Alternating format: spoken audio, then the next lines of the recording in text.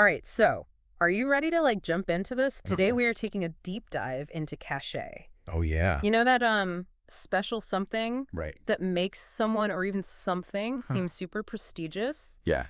and just like respected, right? Yeah. Merriam-Webster defines it as Okay. prestige or respect given to someone or something because of a unique feature or quality. Right. But like what really makes a person admirable these days? Is it It's a good question. really like genuine achievement, or is it more Right. a carefully crafted image, Totally. or is it like something else entirely? Right. And the other thing is, can we even actually build a reputation, Mm-hmm. or are we kind of just like rolling the dice Yeah. with luck and timing? Totally. And then on top of that, in this Right. world where everybody has an opinion online, Oh, yeah. how do we even like stay confident, That's the hard part. stay grounded? Yeah. It's a lot. That's a fascinating set of questions. Right. It's like we're trying to crack the code Yes. of admiration Yes. in the modern age. Okay, so our sources, Right. they kind of dive deep into all these different ideas, and I think Right. you're going to find them really insightful and Yeah. honestly, surprisingly relatable. Okay. Let's start with like the ideal, Okay. right? So we tend to admire people who, make significant contributions to society, Mm-hmm. right? Uh-huh. The people that are really like Uh-huh. the difference makers. But what's interesting is Yeah. that we often admire people not for just their achievements, Oh, okay. but because they embody something that we aspire to. Oh, interesting. Think about it, like sometimes Yeah. we're drawn to a certain skill set, Okay. a lifestyle, or even just an image that resonates with us. Got it. It's this aspirational quality Okay. that plays a big role Got it. in who we find admirable. So it's not always about just like the concrete accomplishment. Not necessarily. It's more about who we idealize and who we want to be more like. Often, yes. Okay. And it's not necessarily a bad thing. Right. Aspiration can be a powerful motivator. Yeah. It pushes us to grow, Okay. learn, Mhm. and reach for something more. Yeah, I like that. But it also highlights the subjective nature Okay. of admiration. Got it. What we find admirable is often deeply personal Okay. and influenced by our own values and desires. That makes total sense. Yeah. I'm already starting to rethink like Right. who I find admirable. Yeah. Okay. Oh, cool. So our sources also point out that we tend to Okay. admire like visible effort, right? The hard work, the dedication that somebody puts into their craft. Right. It's like we respect the journey as much as like the destination. Yeah. Why do you think that is? There are a few reasons for that. Okay. Firstly, it taps into our sense of fairness. Okay. We recognize that success rarely comes easy. Right. And we admire those who are willing to put in the time and effort Uh-huh. to achieve their goals. Right. It also makes success seem more attainable. Okay. When we see someone struggling and overcoming obstacles, Right. it inspires us to believe that we can do the same. Yeah. It's like, hey, if they can do it, maybe I can too. That's so true. Right. It's encouraging to see like somebody else's journey Yeah. and realize that success isn't always about just being like Right. naturally gifted. Yeah. It's about dedication. It's about perseverance. Totally. Okay, now on to the big question. Okay. Can we actually like build our own reputation? Or is it all just a matter of Right. luck and timing? That's the million-dollar question, isn't it? Right. Our sources suggest that there are two main paths Okay. to building cachet. Right. One is going viral, Okay. and the other is the slow burn. Okay. Going viral is all about what they call Yeah. substantial uniqueness. What's- It's doing something so exceptional Okay. that it captures the world's attention almost overnight. But how do you even like define Right. substantial uniqueness? That's the challenge. It seems like everything's been done before. Right. Like, how do you even do Exactly. that? In a world saturated with content and personalities, it's incredibly difficult to stand out. Right. Substantial uniqueness often involves a combination Okay. of talent, timing, Okay. and a healthy dose of luck. So you're saying you have to get lucky. Yeah, there's definitely a bit of that. Okay, so it's It's about tapping into a cultural zeitgeist, right. offering something truly fresh and unexpected, Uh-huh. and capturing the imagination of a large audience. So it's kind of like, Winning the lottery. yeah, in a way. You're putting in a lot of effort. Yeah. You have some skill. Right. But then there's this huge element of chance. Absolutely. What about the slow burn? Okay. That seems less like... the slow burn is more about playing the long game Okay. and building a solid reputation over time. So it's like you're really... Think of it like building a house, Okay. brick by brick, I like that. interaction by interaction. Right. Every positive interaction, Uh-huh. every achievement, every display of character Yeah. contributes to the foundation of your reputation. Got it. It's about consistency, integrity, Right. and demonstrating your value over an extended period. So it's not as flashy as going viral, but Oh, it's like It may not be. more enduring, right? Yeah, and there tends to create a more Yeah. enduring and solid structure. That makes me think about how societal respect, Yeah. especially these days Right. with the internet, can Mhm. be such a double-edged sword. It is, yeah. On the one hand, it's great to be recognized Yeah. for your contributions, but then on the other hand, Yeah. you have this potential for such intense scrutiny Totally. and negativity, Especially online. especially online. Yeah. How do we even navigate that? It's definitely a tightrope walk. Right. Yeah. The sources acknowledge the anxiety Okay. that comes with having your work and personality judged For sure. by potentially millions of people. Right. One of them even mentions feeling overwhelmed Wow. by the thought of being judged by so many people, It's a lot. especially when they haven't even met 1,000 people It's really... in life. Yeah, that's wild to think about. Oh, really? Like suddenly you're Yeah. thrust onto this global stage with thousands of spotlights on you. Exactly. No wonder it feels overwhelming. And it highlights the importance of Ugh. developing resilience and a thick skin Right. if you're seeking public recognition. I can see that. Yeah, you have to be prepared for criticism, negativity, Right. and even outright hostility. Right. Yeah. But it's also about setting boundaries Oh. and recognizing that you don't have to engage Right. with every single opinion that comes your way. You can't please everyone. No, you can't. And trying to do so is just exhausting. Totally, yeah. Okay, speaking of things that can be both alluring and anxiety-inducing, Okay. our sources brought up this topic of status symbols. Oh, yeah. And they make a pretty bold statement Okay. that money is like the ultimate status symbol Mhm. because it represents something that most people lack: What's that? financial freedom. I think they're onto something there. Yeah. It's not just about the money itself. Right.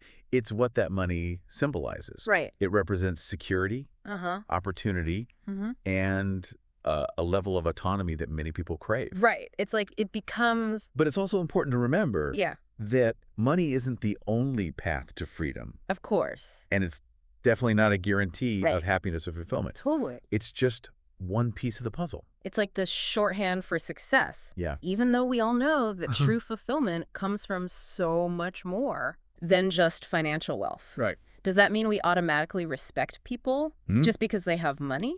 It's a good question. Or does it kind of depend on Right. how that money is acquired and used? That's a great question. Right. And it's one that our sources encourage us Okay. to think critically about. Got it. They suggest we look beyond the surface Okay. and consider the ethics and values Mm-hmm. behind the money. I like that. How is it earned?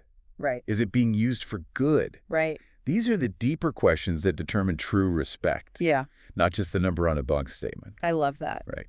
It's like seeing money as a tool Exactly. and not an end in itself. Yeah. It's about using your resources Right. wisely and ethically Right. to create like a positive impact on the world. Exactly.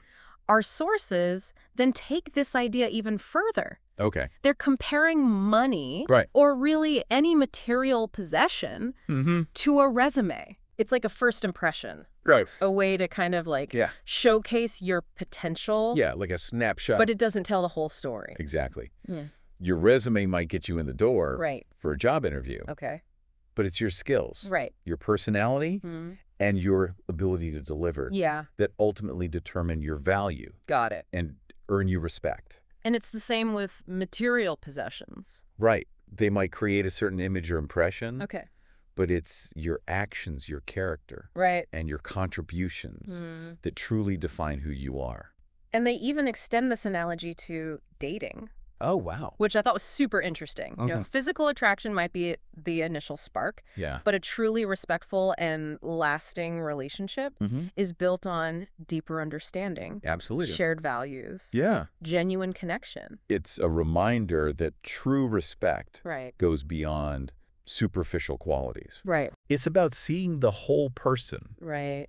appreciating their character, Mm-hmm. and valuing their contributions Mm-hmm. beyond any facade Right. they might present. So how do we balance this desire for admiration Mm. with staying true to ourselves? Right. Is it even possible to achieve both? Our sources offer a surprisingly reassuring perspective on this. Okay. They suggest that genuine self-expression Okay. will ultimately attract those who appreciate us Okay. for who we are. Right. It's about focusing on authenticity Mm-hmm. rather than chasing after external validation. Which sounds great in theory, Yeah. but in practice, Right. it can be tough to just ignore those external pressures. It can be. Especially when you think about how Yeah. money can create a facade of reputation. That's why it's so important to Right. develop our critical thinking skills Okay. and learn to see through inauthenticity. Got it. We have to use our judgment Right. and not be swayed by appearances alone. So it's like we need to become like cachet detectives. Yeah, exactly. Right. Yeah. Discerning the real from the fake. Totally. And sometimes, as our sources suggest, it's better to just walk away Yeah. from those lost causes. Yeah, sometimes it's necessary. Right. Uh-huh. Who can't see past the facade? It's about protecting our own energy Right. and surrounding ourselves with people who value authenticity. Okay, and on that note, Yeah. it seems like a good point to kind of like move on to our next segment. Okay. So when we come back, Yeah. we'll delve even deeper into these ideas Yeah. and explore some more practical takeaways from this. Okay. Fascinating deep dive into cachet. Sounds good. Yeah. Welcome back. Okay, so Before we dove into some of the complexities of status symbols, right. we were talking about the challenge of balancing Yeah. the desire for admiration Mm-hmm.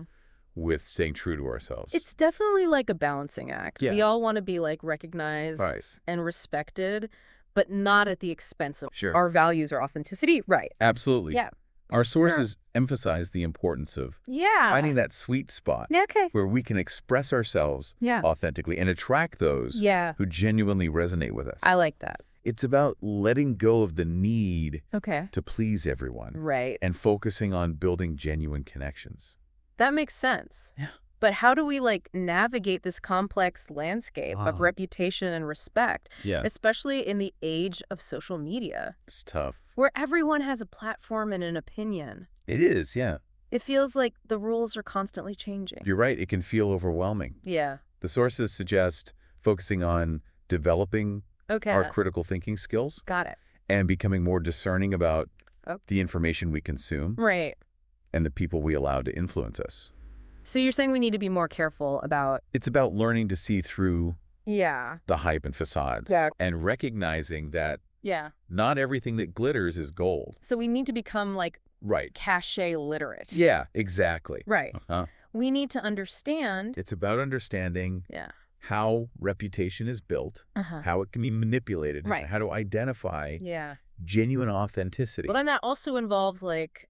It also involves developing our own Yeah. internal compass, Okay. a set of values and principles Right. that guide our decisions Yeah. and help us navigate Uh-huh. the complexities of social perception. So it's about trusting our gut. It's about trusting our gut instincts Yeah. and not being swayed Right. by superficial appearances or empty promises. So it's not just about like being aware of the game. Right. It's about playing it with integrity. Exactly. Right. Yeah. It's about recognizing that. It's about recognizing that true cachet comes from authenticity Uh-huh. and genuine contribution, Right. not from chasing fleeting trends Right. or trying to fit into someone else's mold. I couldn't agree more. Yeah. And I think that's honestly a truly empowering message. It is. That we actually have agency in shaping our own reputations. We do. We don't have to be at the mercy of like Right. external forces or societal pressures. We can choose to define Yeah. success and respect On our own terms. on our own terms. Exactly. Which brings us to this thought-provoking question Okay. posed by one of the sources. Right. If you could choose Yeah. between widespread fame Okay. and the quiet respect of a few close people, which would you choose? That's a tough one. And more importantly, WHY. It really gets to the heart Right. of what we value most. Yeah. Is it the fleeting recognition Right. of a large, often anonymous audience? Right. Or is it the deep, meaningful connections Yeah. we foster with those who truly know and understand us? It's a tough question. There's no right or wrong answer, Yeah. but it's a valuable exercise. to self-reflection. For me, I think it highlights the difference Okay. between fleeting fame Right. and enduring respect. Mm-hmm. Fame can be fickle and fleeting, Can. often Oh, based on superficial qualities or yeah. trends. That come and go. Right. Exactly. But true respect is earned Right. through consistent actions, Yeah. integrity, Yeah. and genuine connection. It's about the substance Right. of who we are Yeah. and the impact we have on the world, Right. not about the number of likes or followers we accumulate. I think it also speaks to our It does. innate need for belonging and connection. It does, yeah. While fame might offer a sense of Yeah. external validation, Right. true fulfillment comes from. True fulfillment comes from Yeah. those intimate bonds we forge Yeah. with people who see us, Uh-huh. accept us, Yeah. and support us for who we truly are. It's those relationships that provide a sense of It is, yeah. Grounding and stability, especially in a world that can feel increasingly chaotic and disconnected. It's true. Our sources also remind us that Yeah. true cachet isn't something we can demand or buy. It's something Yeah, it's not a commodity. we cultivate through intentional action Right. and genuine contribution. It's about showing up consistently, Right. living our values, Mhm. and making a positive impact on the world around us. Right. Whether it's through our work, Yeah. our relationships, or our engagement in our communities. Yeah. So as we wrap up this deep dive into cachet, Yeah. I'd love to hear your final thoughts. Sure. What's like the one key takeaway Okay. you want our listener to walk away with today? If I had to distill it down to one essential idea, Okay. it would be this. All right. True cachet is an inside-out phenomenon. I like that. It begins with cultivating self-awareness, Okay. defining our values, Uh-huh. and aligning our actions with those values. Right. It's about focusing on the substance of who we are Mm-hmm. and the contributions we make, Yeah. rather than getting caught up Right. in superficial appearances Right. or the pursuit of external validation. Beautifully put. Thanks. And on that note, Yeah. we invite you, our listener, Yeah. to continue reflecting on this question of cachet. It's a good one. What does it mean to you? Yeah. What kind of legacy do you want to build? Mm. And what choices can you make today to start cultivating a reputation Yeah. that truly reflects your values and aspirations? Absolutely. Thanks for joining us on this deep dive. It's been fun. And remember, true cachet is a journey, It is. not a destination.